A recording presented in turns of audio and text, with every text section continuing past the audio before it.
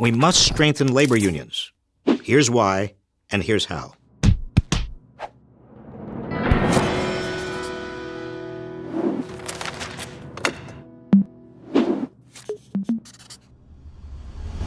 We need stronger unions. 50 years ago, workers joined together to get a bigger share of the economy's gains. Unions not only raised wages, but also improved working conditions for everyone. Pressed for legal protections, like the 40-hour work week and worker safety, and thereby strengthened the economy overall. In the big picture, as union membership has weakened from more than a third of all private sector workers belonging to unions in the 1950s to fewer than 7% today, that decline has mirrored almost exactly the decline of the middle class. Years ago, unions were the great countervailing power to business. Strong unions mean a strong middle class, which means a strong economy. So how do we strengthen unions? First, make it easier to form a union, with a simple majority of workers voting up or down. Right now, long delays and procedural hurdles give big employers plenty of time to whip up campaigns against unions.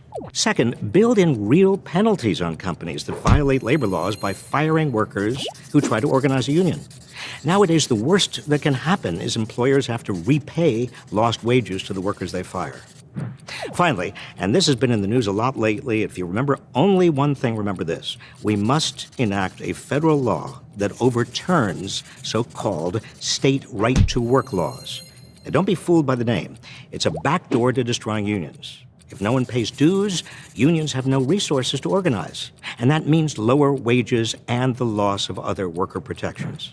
In fact, wages in right-to-work states are lower than wages in non-right-to-work states by an average of about $6,000 a year. Workers in right-to-work states are also less likely to have employer-sponsored health insurance and pension coverage. And the lowering tide pulls down all the boats.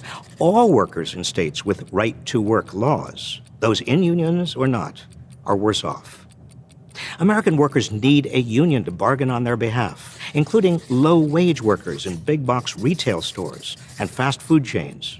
If we want working Americans to get a fair share of the gains from economic growth, they must be able to unionize.